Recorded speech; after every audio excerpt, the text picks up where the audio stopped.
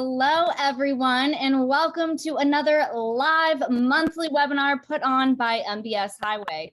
This month's guest is Zac Cusac. He is a sought-after speaker, marketer, and entrepreneur.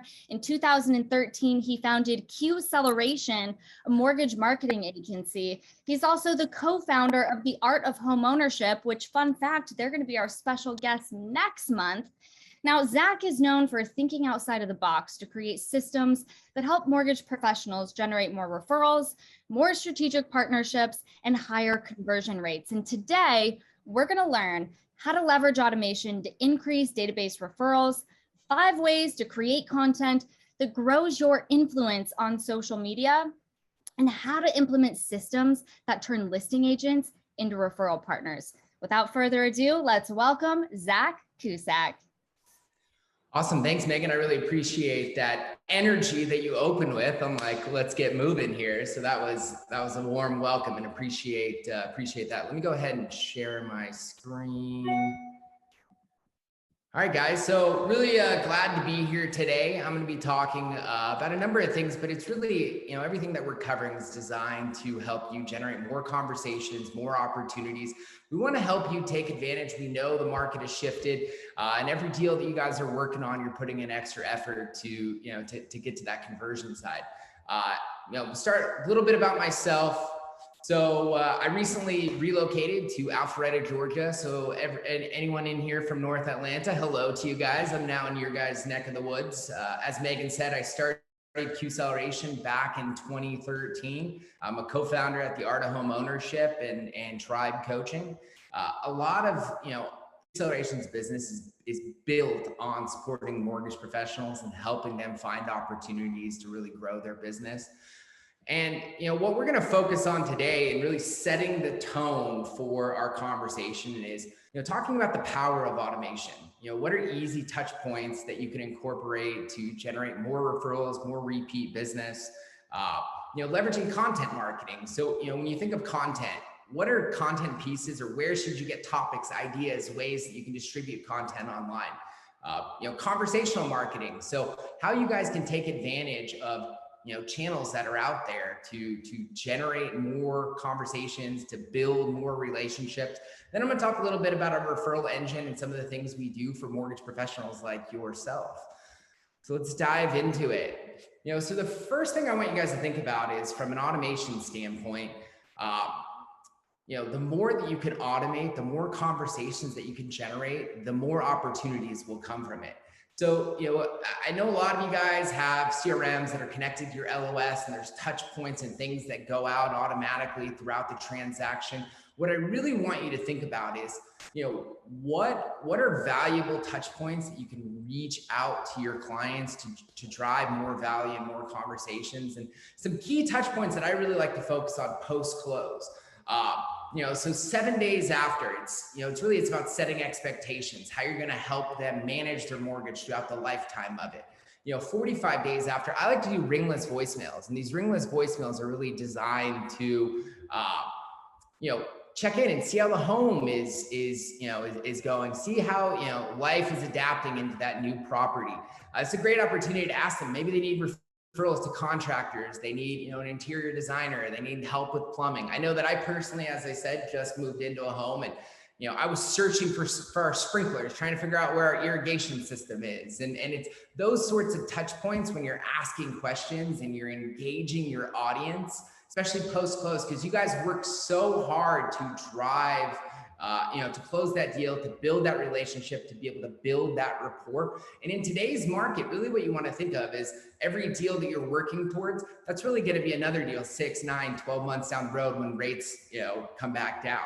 And on that 90-day kind of touch point, one of the things that I always like to automate into that workflow is just an update, letting them know that you're monitoring their mortgage. You are following along and making sure that, as rates shift, as the market adjusts, you're going to be there to be able to help support them. So again, it's leveraging automation with simple touch points that people hear from you, they remember you, they're more likely to use you. And ultimately the big thing here is they're more likely to refer you.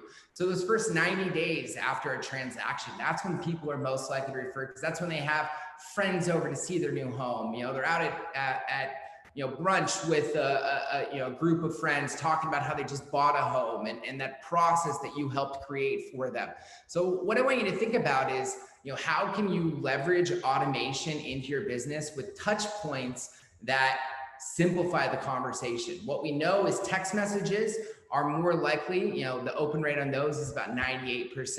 And those 2% that don't open them, I have no idea why. It's like, who doesn't get a text message on their phone? But, you keep in mind with those touch points and the way that you automate conversation, you automate value, your clients that you guys have worked so hard to develop a relationship with, that keeps you in front of them. And the more that they are in front of you, the more likely they are to use you, refer you, and ultimately shake loose, more opportunities for your business.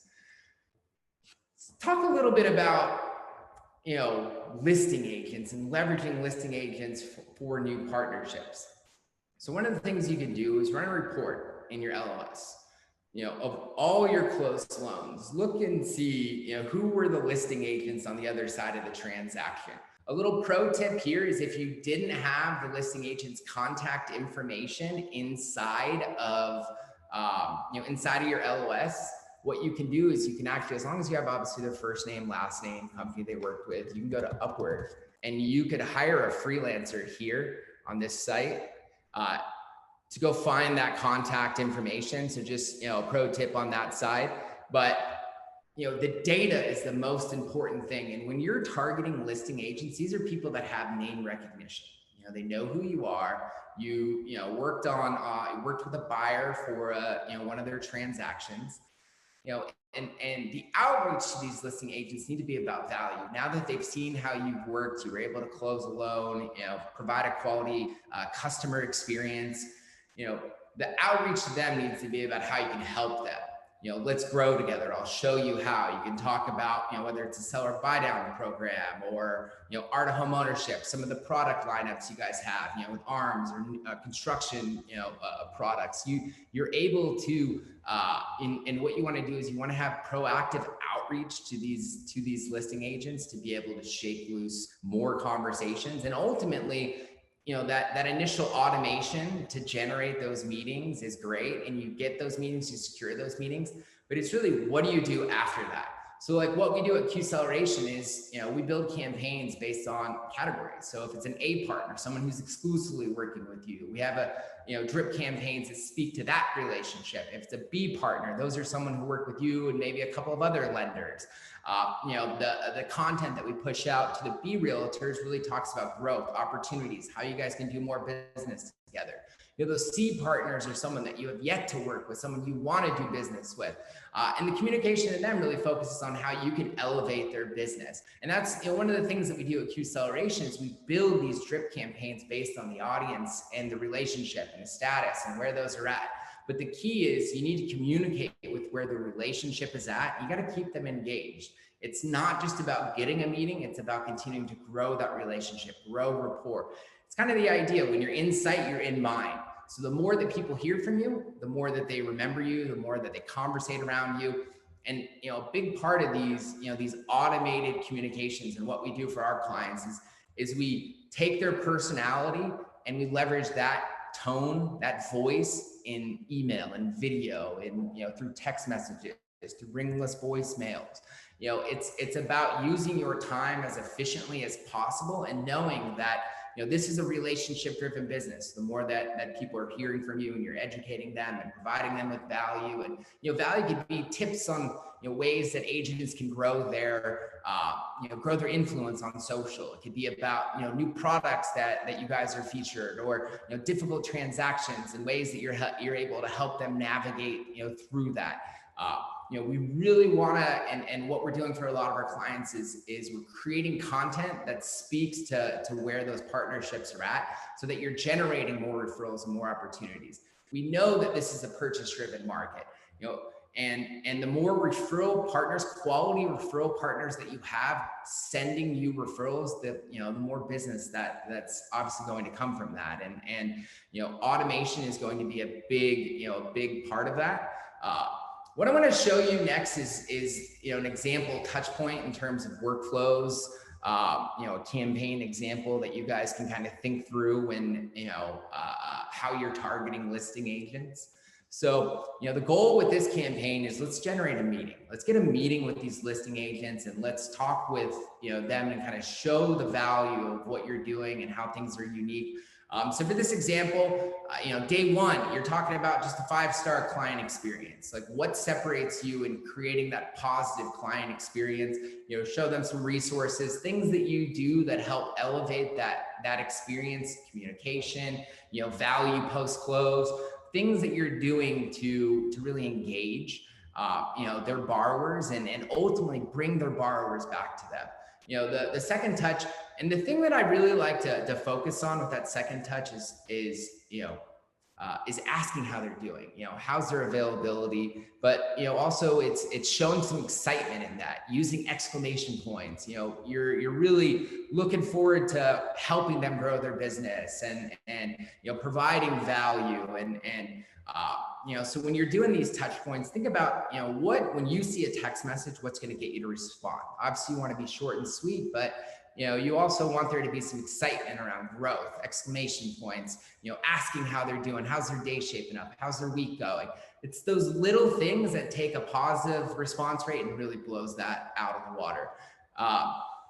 The day 5, this is where I would give an example. Maybe you're using Revive as a pre-sale renovation financing tool, or HomeBot, love their monthly wealth digest and what they push out. I know when I get that, I look at that, my monthly wealth digest, I look at that every month.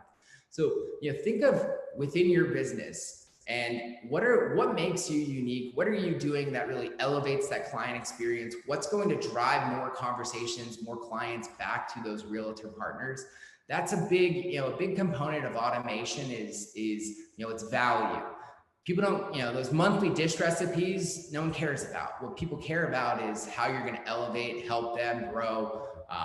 And that's what part of your, the workflows and the way that we at Cuselleration design workflows. It's all about response rates. It's about engagement. It's about conversations. The more conversations that you have, the more opportunities will come from this. And in today's market, you need every single past client, realtor partner, financial advisor, CPA, trust attorney, any referral source. You need them looking out for opportunities and being able to guide people back to you and leveraging automation to tell that story about how you help people create wealth through real estate and how you educate your borrowers and create that positive experience. That's gonna generate more conversation. And in today's market, you need conversations. You need to be able to tee up, new strategic partner meetings. You need to be able to tee up, alternative referral sources like those CPAs, financial advisors, and automation is going to be a big component of that. I'm going to check here and see. See if we have any questions. Yeah, Jeremy. Yeah, it's being recorded. All right. So go on to the next component. Let's see here. So the next thing I want to talk about has to do with influence. So, how many of you guys have your phones out in front of you or, at your desk? The concept with content, it's about growing your influence. And we know that people live on social. They're on Facebook, they're on Instagram, they're on TikTok, they're on LinkedIn. The way that you leverage content is really to grow and tell your story. The more people that that are hearing from you, the more people that are seeing you, the more likely they are to remember you. So I want to give you some ideas, ways that you can create content and the types of content that you should be creating. So frequently asked questions. You're meeting with a borrower, you're doing a pre-purchase consultation, and you're looking to see where they're at and what their goals are, and you're defining this for them. So think of those frequently asked questions that your borrowers are having. In today's market, are home prices rising? Are they coming down? Where are they at? What's the process like once we go into escrow or we're under contract? Think of those frequently asked questions and answer them. Create a video. Talk about, hey, now that you're in escrow, this is what you can expect from us. Share that on social. Create that video and distribute it out via email. You can take that video and and create a blog and be able to write, you know, content on your website around that. Another tool that I really like is Answer the Public. Answer the Public is a great source for inspiration. And Megan, absolutely use MBS's content ideas.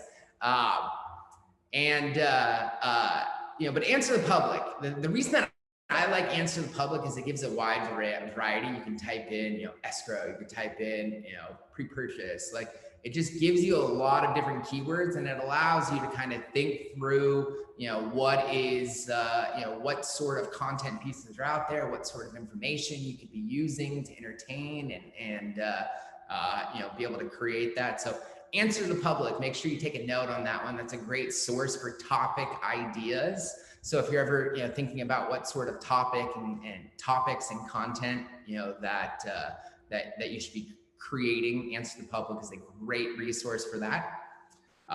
Next thing I want to talk about is the types of content.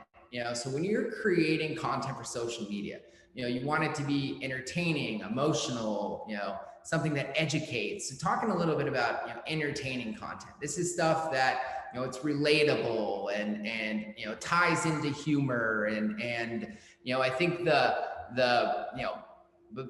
sort of stuff that makes people laugh, you know, when you add some humor to it. So, you know, as I was mentioning, I have a reel that I put together about taking action. It's going out, and I'll be a little vulnerable here. You know, we just moved into our new home. So today I'm working at a rich mahogany type of desk. As you can see here, I'm using a box for today's webinar, but, you know, just moved into the home this week. So everything's getting set up, and the video that I created around this, that's, you know, designed around entertaining. It's about, hey, you can take action, you can make things happen. It doesn't regardless of the circumstance or what's going on. There's no excuses, get it done. And, you know, that's part of an example of just creating something that entertains. You remember, we're all human. We both put our, you know, everyone puts their pants on one leg at a time, deodorant under both arms. There's nothing unique or different about any of us there, you know, and you know, one thing that I also like to think about, you know, with the entertaining type of content is, you know, when you make people laugh,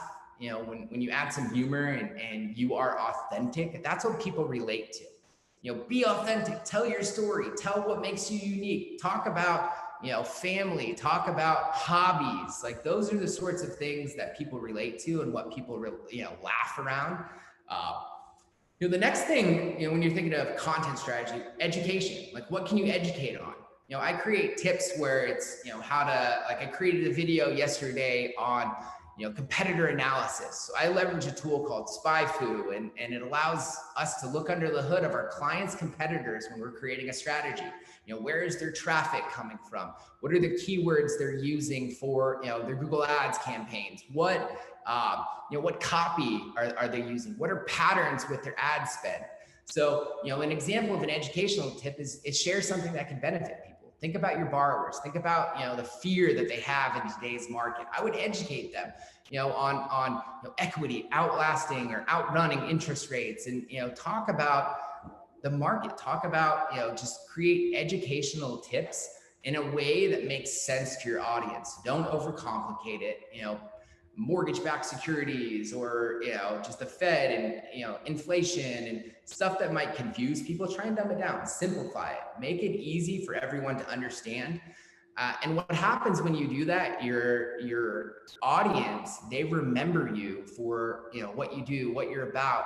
And it also, you know, it keeps your brand top of mind. So when you're doing that entertaining type of content, you know, people are developing rapport. When you're doing that educational type of content, people just remember who you are and what you're about, and what your business and how your business benefits them.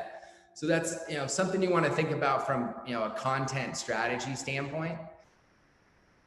The next thing that I just, you know, I can't emphasize enough is, you know, be human, be who you are, show parts of your life, you know, be relatable, approachable. You know, what are some of those hobbies? I love sports. You know, I go to a lot of sporting events. I love golf. You know, I share that sort of content. But I also share stories. I have an 18-month-old son, you know, and he is just like myself, a ton of energy and never stops. So it's, you know, it's funny videos of him just being out and about and what I've tried to do too is, I shared, let me actually see if I can bring it up from an example standpoint. So yesterday, I put out a couple days ago, I put out a post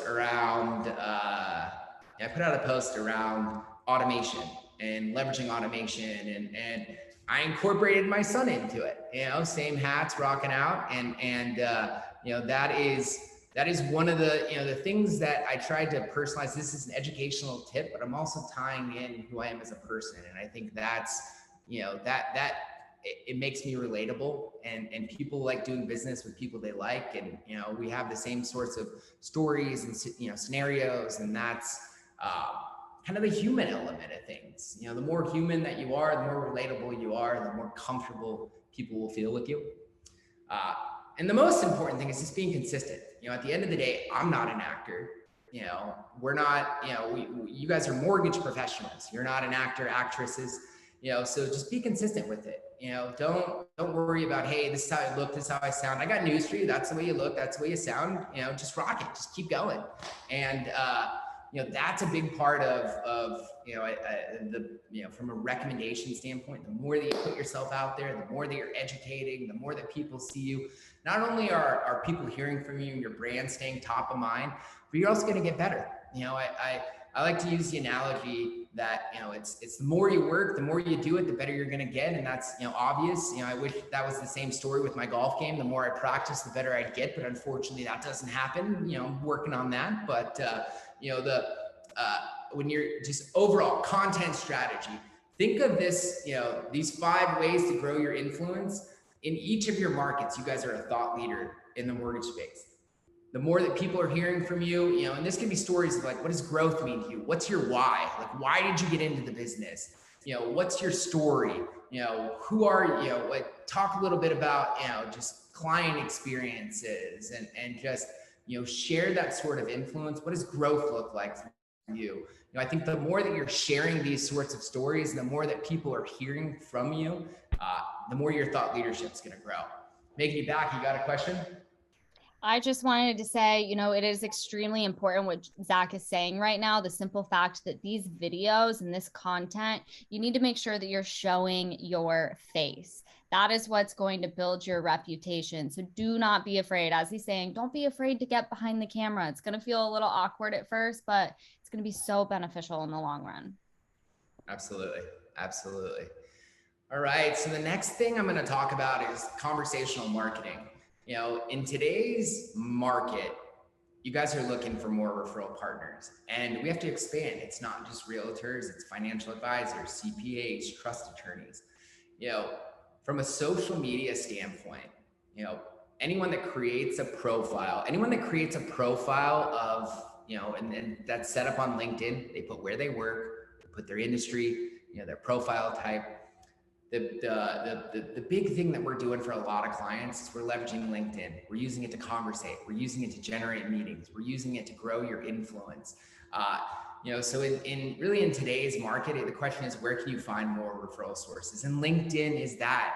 The more that you are on this platform, you're using it as a way to connect and drive conversations. There's going to be a plethora of opportunities there.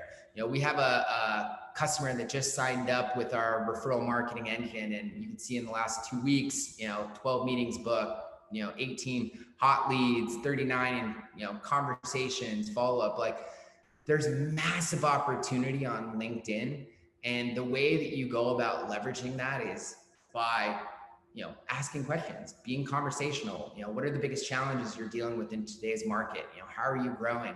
Meet these people, where they're at. And the thing that I like about LinkedIn too is, the messages that you're sending, you get email, the end user who you're sending that message to, they get email notifications. And, it's a big part of, in today's market, you need more referral sources. You need to be able to generate more conversations.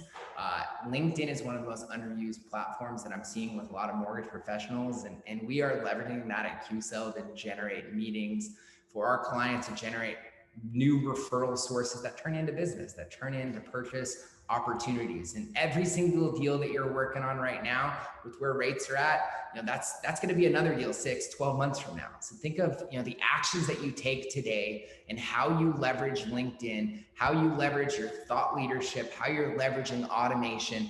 That's going to be, where a new business is coming from. That's going to be where new opportunities are coming from. And, I like to call it, it's business development done online, and instead of going to your chamber of commerce meetings or BNI with tip, those sorts of networking, this can all be done through the power of automation and the power of LinkedIn and connect with your audience faster, connect with more people, generate more opportunities, and get some true referral sources right out the gate. I think that the more that you are active on LinkedIn, especially, I like the financial advisors, CPAs, trust attorneys, family law attorneys, there's a lot of sources that you guys can be referring business, or that can be referring business to. It could be, HR directors, corporate partnerships, like that's all at your fingertips on LinkedIn. And that's why we've built at Cuselleration, it's our referral engine. The whole product offering is about leveraging content marketing to tell your story, to keep your brand top of mind, using automation, drip campaigns that convert to strengthen those relationships, generate more referrals, more repeat business, and ultimately leveraging our referral engine to tee up these new meetings. And I think, if you're trying to grow, you're trying to find opportunities, you're trying to stabilize your business with purchase opportunities, the referral engine is a platform that's going to allow you to do just that. We have a few questions regarding LinkedIn. First question comes from me. I'm curious your thoughts. As far as LinkedIn is concerned, do you feel like it's a better platform for potentially getting those referral partners that are going to be sending you business? Or do you also think it's a good place to be connecting with those potential home buyers and target audiences like that? I mean, I think you could definitely connect with the home buyers and the prospects there. I think it's good for people, to connect that way as well. But I think from a referral opportunity standpoint, the key is with Facebook changing their, advertising policies and the ways that you can target people. LinkedIn, you could target based on, job titles, industries. So it's a lot easier to find those strategic partners and be able to generate, opportunities I think that LinkedIn you can be more direct. You can find who you're looking for instead of, Facebook with your interest targeting. You're like, I hope I find you, it's LinkedIn. You can be more direct. And when you're more direct and you're targeting the right audience, more opportunities are going to come from it. I will say from like an ad standpoint, as far as MBS Highway is concerned, LinkedIn has been kind of our best, but we did have a few questions and comments that came in that I can't say I don't agree with, is that LinkedIn has very much become this place of recruiting. Do you think that kind of waters the effectiveness down on LinkedIn? How do you go about that? How do you go about it? Yeah, no, I think that's a great question. I think mortgage professionals deal with recruiters, hitting their inbox every single day. It's a little different. You're going after a financial advisor. They didn't just get hit up by 10 recruiters today. So I think the audience that you're going after is not feeling that same sort of burn from recruiters.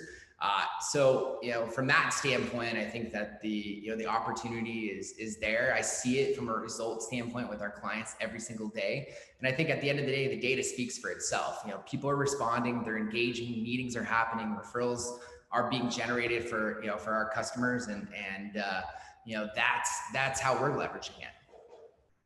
Do you have any advice for people that are currently posting consistently on LinkedIn and not getting any traction? Yeah, well, I think part of the concept with content on LinkedIn, it's similar to that of Facebook or Instagram. It's be authentic. Share your story. We work with a gentleman, Shashank Shakur, and we manage his profile and content that's going out on his behalf. And I think a big part of a video that we produced, that we distributed for him, it's kind of talks about a story, how he started Insta Mortgage and how he built it. I mean, it's really vulnerable how he came here with not a lot, and now how he's built this company. And I think that kind of goes to the same thing, just because it's LinkedIn, you can still be vulnerable, you can still be authentic, you can still share your stories. I think simply auto posting a graphic, and hoping that, hey, interest rates are here. I wouldn't have high expectations for that, but I think if you're using video and you're consistent with video, you're going to find opportunity. And what about like newsletters and blog posts on LinkedIn? Yeah, so I think that, if the content, if it's quality content, you're gonna have quality results. Blogs, if you're writing a good article, maybe where the market's at, or a different program, something that you're using that's of interest, I think that's gonna be powerful. But I'd also look at Google Analytics. I'd look at how much action this blog is getting for you, or what types of content pieces. Like, the comment that I mentioned earlier about SpyFu, SPYFU.com. Check that site out. Look at some of your competitors. Look at some of these big companies and what what they're distributing, what they're pushing out there, what sort of traffic is driving people back to their site, and then create content around that. And again, it's I like to call it R&D, rip off and duplicate. Don't reinvent the wheel here. And ultimately, when you're doing that, quality content, you're going to drive traffic back to your site. The key that I want to preface with blogs, the thing about blogs is it's a slow play. If you're blogging, building your influence, it takes a while to generate opportunities. So just have that mindset. But I do think that if you're consistent with blogging over time, you'll feel the impact. Now, I have a question. One more question before we leave the topic of LinkedIn. Do you think that you can cross post? For example, make the same post that you're going to post on LinkedIn and put it everywhere? Well, I think, there's different audience, like when someone's on Instagram, what they're looking for is different than what they're on LinkedIn. So I think you could change the captions, the copy that you're using, but I think the video, if it's authentic, if it speaks to your audience, I don't see any reason why you can't cross post. Love that. I want to go back to kind of the campaigns that you originally started talking about. So a lot of the people here on the call are part of MBS Highway. And if you've been watching our morning update here on MBS Highway, we've been telling you guys all about the different recessionary indicators that we're seeing in the market. And what happens historically when we hit a recession is rates go down. And Zac kind of mentioned this. All the purchase transactions that you're doing today is going to become your bread and butter refinance business in the future. So Zac, my question for you is, thinking about this and preparing for this, knowing that this is coming, what kind of systems, processes, posts, reaching out, touch points, what would you recommend to the audience here to prepare for that so that when that time comes, they're the ones getting the business? Yeah, I think the biggest thing is you need to take action, and a lot of people are like, where do I start? Start with the drip campaign, start with, committing to creating a video once a week and pushing it out on social. Ultimately with our platform, when you sign up through Cuselleration, the automation, the content, that stuff's all squared away. But if you're just thinking, hey, how can I take action today? It's really just about doing it. And what I mean by that is like create a drip campaign. I mean, you could sign up for, a tool like Agent Legend and just create some touch points that, share where the market's at, you're checking in, leveraging text messages. I think the biggest thing that you need to do is you just need to stay in front of these people. You guys are working so hard for every single transaction that you have. And the more that you, that you stay in front of these people, and it can be, again, simple touch points. Hey, did they need any referrals to contractors on their home? How's that property looking? That 90-day touch point is, hey, I'm monitoring the market. And when there's an opportunity to refinance you and bring your payment down, I'm going to be the first to reach out. It's like people have to hear from you. When you're out of sight, you're out of mind. And the more that people hear from you, the better. The other thing I would do is I would add every single client as a personal friend on Facebook. Yes. And then when you're sharing stuff through your personal page, they're going to see who you are. They're like, hey, this guy likes golf. I like golf. Let's be friends. You got to have those, those other touch points where it's unintentional, but you're sharing just your story of life and who you're at, your vacations, that sort of stuff. That's going to be another way to stay in sight and mind. And that's something that I think the more, again, they see you, the more they hear you, the more likely they are to use you again. And you know what I want to add to that too is don't just add them. but make sure that you're engaging with their content, because what happens when you engage with it, well, they're more likely going to engage with your content, more likely going to see it. So it's really important that you're not just following them to follow them, that you're actually engaging with them. And what can be helpful too is, just put them all in an Excel sheet, put the link to their social handle there, schedule out, once a month where you're going and you're engaging with a few of their content so that you do stay top of mind. Yeah, I love that. I think when you're intentional about, what you can do is you can create a friends list on Facebook. You can add all of your clients to that friends list. And then in your newsfeed, everything that they're posting is right there. Comment, it's their birthday. It's, something that they've shared. I think to Megan's point, there is nothing that people like more than when you comment on their stuff. So, when you're doing that, and you're active on social, they're going to see you, they're going to remember you, and saying nice things, just checking in on them. That sort of stuff it's going to be an engagement tool for you. Now, how often do you think that you need to post to social media on a weekly basis to stay consistent, get those algorithms in your favor? Yeah, I know people that post multiple times a day. I know people that, it's once, twice a week. I think the biggest thing that I would recommend to you guys is create something that you can do and you can own and you can be consistent with. So if that's twice a week, the next 90 days, do that. If you're a go-getter, do it every day. I think that you just have to be, again, it's the consistency factor. So if you post something twice a week and you're owning that and you're consistent with it, people will see you. I tend to do more than a couple times a week. I think that, when you're sharing content with impact or sharing personal stories, you get a little bit more engagement. People kind of go numb when you're sharing, market driven stuff every single day. So I kind of, think of that from an audience standpoint, but I think the most important thing is just being consistent with it. And I love how you shared that example of your post where you tied in your son. And I think the most compelling type of content is ones where it really does meld that personal life with what you do for a living. And I absolutely love that, because there's a bunch of marketing people out there that say, it's one or the other, it's either personal content or it's business content. But when you can marry the two together like that, it is an absolute game changer, game over. But my question for you is, oftentimes when I'm talking to people, they don't have a problem with the business type of content. What they have a problem with is getting personal, being vulnerable, and showing up that way on social media. And there's one of two people. There's the people that blab about everything that they're doing and share way too much, right? And then there's the people that have a hard time sharing. So if someone on this call is listening and they're saying, what, that's me, I hate posting personal content, I don't know what to share, what are some tips? Yeah, what I would do is I would think about, what are things that you're passionate about? Is there an organization, hobbies?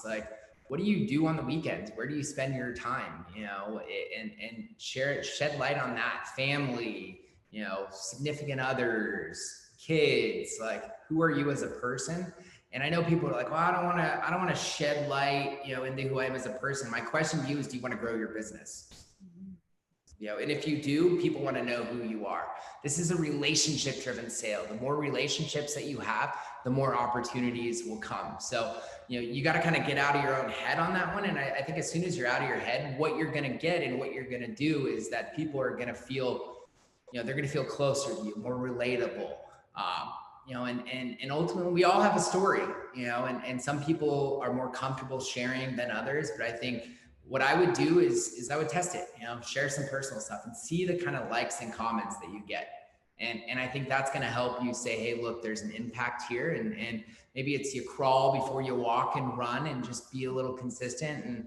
And I think that when you do it, you're going to feel the impact. I know that, personally with my business and our clients and who we work with, that's what social media is about. Yeah, I love what Jill said in the comments as far as personal content. Forward, family, occupation, recreation, and dreams. That's a great little acronym for you guys to remember. I wanted to touch once on, the consistency thing, because oftentimes what I see with people is they get really excited. They're super motivated. Maybe they're leaving this call super motivated, saying, you know what, I'm ready to be consistent on social media. And they go all in. They say, I'm going to post every day, maybe twice a day. And they do that for maybe a week. And it's kind of like the gym, you know, we want to get in shape. We feel all motivated. We go to the gym, we go every day for a week. And then the next thing you know, we are so sore. We can't get up. We're hating life. And we don't step foot in the gym for another 3 months. So when it comes to this consistency, what I really recommend, you guys, is that you start so small that it would be hard for you not to be consistent. You would actively have to like try. It would be challenging for you not to be consistent. Start small and then continue to add up. Do you find that that's pretty successful tactic when it comes to your clients? I love that idea. It's, you know, you gotta set a goal that you can deliver on. And especially when you're creating content and you're putting yourself out there, it's something you're not necessarily comfortable with. You know, there's definitely those overachievers out there and love you to death that are going to say, hey, I'm going to do it twice a day, every single day. But, you know, the vast majority of people are like, once, twice a week, that's a lot, you know, and I think to Megan's point, just start small, you know, start with something. And when you push out that video, you share that story or something that's, you know, happening in your world, see the likes, the comments, the share, the engagement that you're getting there. And that's what's, you know, that's where the impact's going to happen. And then you're adding your clients on Facebook and they're seeing you, you're following them on Instagram. Like, you know, it becomes your way to do business development. It's all, you know, through the comfort of your phone. We have a few questions. One's from Chris. He says, is there a better time to post than others? Think about when you're on your phone, you know, lunchtime, you know, Saturday mornings, night, like, you know, when you're in bed, I don't, you know, that, like, think about when you're on your phone. The rest of the world is too, you know, that's their, you know, their schedule, their cadence. And you know, one thing that I've seen, you know, it's kind of that lunchtime, 12, 1, 2 window is powerful. Saturdays, you know, Saturday mornings, you know, 7, 8, 9 o'clock, you know, you see, you know, that's a good time. People are getting up, having a cup of coffee. You know, so kind of think of it from your perspective, you know, and that's the same thing that the rest of the world is kind of dealing with. And that same thing goes for when are there times that it's not so great to post, like Friday night after work, when everyone just wants to go out and hang out with their friends. That might not be the most engaging time to create the most influence. Exactly. Yeah, we have a question from Jill. Is it true that responding to other people's posts shifts the Facebook algorithm so that your posts show up on their feed? Yeah, the more that you engage with people, the more likely they are to see your content. And the whole concept of Facebook, it's an engagement platform. They, you know, their mission is bringing the world together, a more connected world. So if you're commenting, engaging with stuff, your stuff is more likely to show up in their newsfeed. And John wants to know how you feel about YouTube. I think YouTube is one of the most insightful kind of how-to platforms that are out there. I also think it's one of the most underutilized advertising platforms that's out there. You know, if you're trying to build your persona, it's a slow burn. So set your expectations and be realistic with that. I think from an ad standpoint, though, there's, you know, it's underutilized. A lot of your competition isn't there. So, you know, that I think there's big opportunity. But if you're like, hey, I'm going to try and, you know, grow my influence on YouTube, make sure that what you're doing today in your head, you know, that you're working towards 12, 18 months from now. And Andy gets great engagements on Friday and Saturday evenings. So just goes to show, I love for people to just play around, be consistent with when you post, see what works the best, and, you know, start to change things based upon that. We have another question here. Can you provide some resources to write more compelling captions and subject lines to increase your open rate? Yeah, I think the biggest thing from a caption standpoint is like be emotional with it, be vulnerable. You know, the story, what you're sharing, what you're posting. You know, when you kind of go into depth there and give some, you know, something for someone to relate to read about. I think that's, you know, we try and write captions that, you know, if it's a video, like what's covered in the video, what's the message, what are we intending to do? You know, it doesn't need to just be like 2 words, like, hey, here I am, boom, share it. It's really more about, you know, what's the intent behind the post? What are you sharing? How does this, you know, how's this impacted or changed, you know, what you're about? The thing that I would say from an open rate standpoint, there's a couple of tips that I would look at. You know, it's like, how can you avoid, you know, the promotions tab in Google? You know, one thing that I've done is people that I'm trying to connect with, I'll send them just a personalized email. It's like, hey, Megan, hope you're doing well. Was looking to connect with you. And I sent that email through my inbox. And then when I'm leveraging automation, which, could be MailChimp, could be, Daily AI, a CRM, those platforms are sending on behalf of you. So if you've already engaged with someone through, an individual email and they've responded back, sometimes you become a contact. So that can kind of help you avoid, the spam filter. And from an open rate from a subject standpoint, what's the action you're looking to take? Why would I open this? An idea, think about what's the action you want people to take and what's the value that's being delivered. Don't go too long with your subjects, but what's the message? What am I looking for you to do? What action am I looking for you to take? And leverage that as your subjects. Now we have another question here from Walter. How often should I share something from my business Facebook to my personal Facebook? And overall, how do you feel about having a business page on Facebook? Yeah, well, the business page is where you can run the ads. So if you're trying to run ads, one thing that we do for a lot of our customers, our clients, is we take their past client database, we upload them, into an audience, and you can follow them around that way. The thing that I would say from a business page is that, you're more often than not, most mortgage professionals have more friends on their personal page. So I think the impact on your personal page will probably be a little better. But from an advertising standpoint, maybe you're trying to generate leads. You want to share a video, do some video views. That can only be done through a business page. So I think depending on what your strategy is, they're both, there's hyper importance in different ways.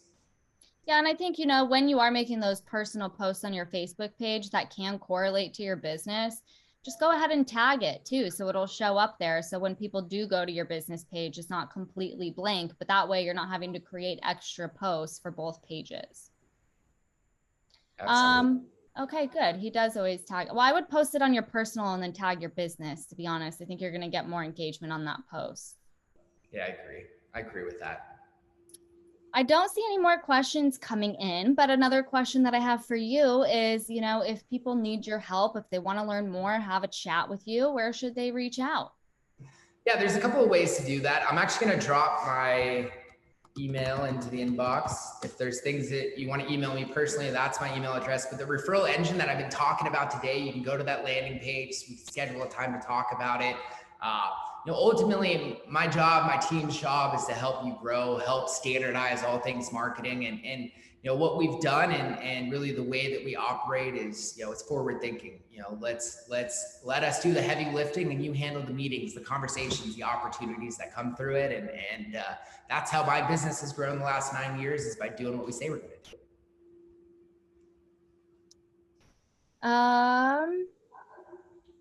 We kind of went over blogging already. He mentioned that it's just a slow game. Keep going at it. It's a great thing to do, especially for SEO, but just, you got to keep doing it and you got to be consistent with it. Any final words for our audience? The big thing I would just say to everyone is take action. I know that you guys are working super hard right now to find every single deal that you can, and know that every single transaction you get is going to be another opportunity 6, 12 months from now. So put in the effort, take action, drive more conversations. Again, the more referral partners that you have today, when the market changes and things shift, think about all the opportunities that are becoming your way. So it's just about taking action, challenge yourself, push yourself out there. And when you do that, you're going to find success. Well, you guys heard it from Zac. I want to thank you guys for joining today's webinar. He put his email in the chat box. Go ahead, click on that link if you guys have any questions for me, Megan at MBS Highway. And with that, Zac, I want to thank you. Appreciate you guys. Have a great day, everyone. All right, see ya.